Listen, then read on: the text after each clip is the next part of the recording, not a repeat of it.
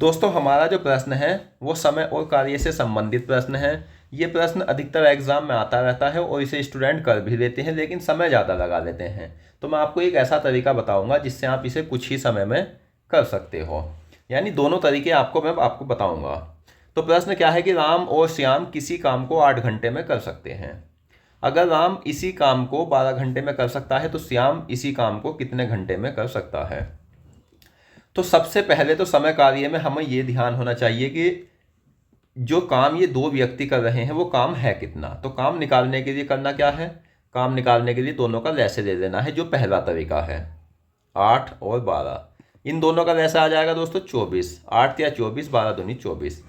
अब कहा क्या है कि राम और श्याम तो मिलकर कर रहे हैं 3 दिन में, मतलब 3 की क्षमता है। और राम कर रहा है 12 घंटे में। राम की क्षमता कितनी है दोस्तों, वो क्षमता है राम की 2। तो ये समझ लीजिए कि जब यहाँ तो 2 मिलकर कर रहे हैं, यहाँ सिंगल कर रहा है। अब पूछा है श्याम का अकेले का, तो श्याम इसके साथ है।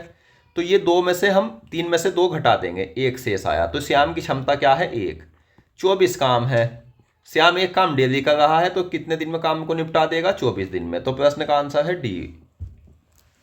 और दूसरा तरीका जो है वो तरीका ये है कि आपको इसमें पहचान ध्यान रखनी है। पहचान क्या है कि पहले तो 2 व्यक्ति मिलकर काम करेंगे कोई भी, फिर एक अलग काम करेगा, फिर सिंगल एक के लिए पूछा जाएगा।